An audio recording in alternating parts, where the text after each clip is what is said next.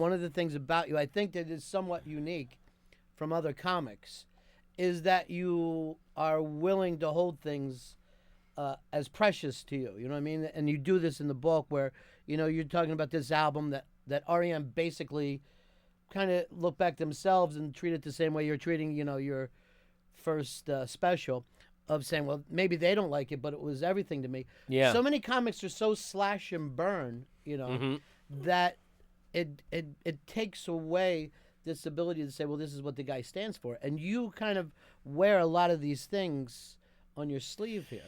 Well, it seems to me now that I'm a little older, the best comedy comes from somebody making fun of something that they love rather than something that they hate.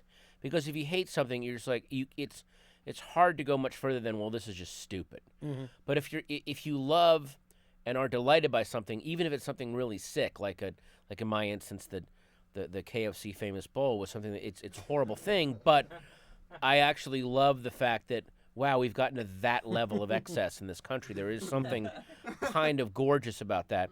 And, it goes back to, like, if you look at Mel Brooks' films, and his first 4 films, you look at, like, The 12 Chairs, The Producers, the Blazing Saddles, and Young Frankenstein. Those are all things that he loved and was obsessed by. And that's why he was able to make fun of them so well. Or if you look at someone like Sam Kinison, who there was a lot to his act that I really, really hated and despised. I think he hated women. I think he had some real problems with gays.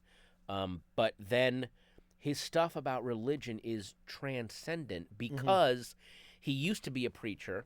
He truly loves religion on some level and can thus make fun of it in this, on a level that other people, they just go, wow, religion's just stupid, and he took it to this whole other level where it's like, in his years as a lay preacher, I bet he really did sit down and, when people go, was Jesus married? There's no evidence that he was, no evidence that he wasn't, and he really clearly sat and thought about that in kind of a delighted way. Like, let's imagine if he was married. Like, how would his life? So that stuff, I just think that the best comedy comes out of when you're talking about something that you really love. You just wrote the piece for Wired about the geek culture. Yeah. But the amazing thing about those guys is how quickly they will turn on somebody that they love. I think of, George Lucas and Frank Miller made one movie that they didn't like, and it seems like they're very, very rough on him after idolizing him for years. Yeah. Oh, well, it goes back and forth. If you do stuff that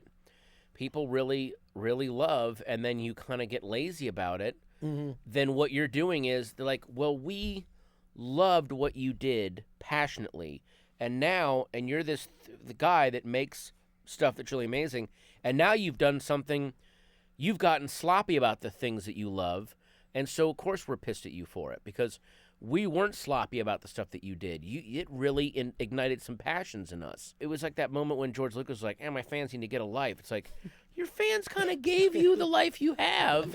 It's not that you should live your life for them, but have some passion about what you're doing. Yeah. Because they have passion about your work.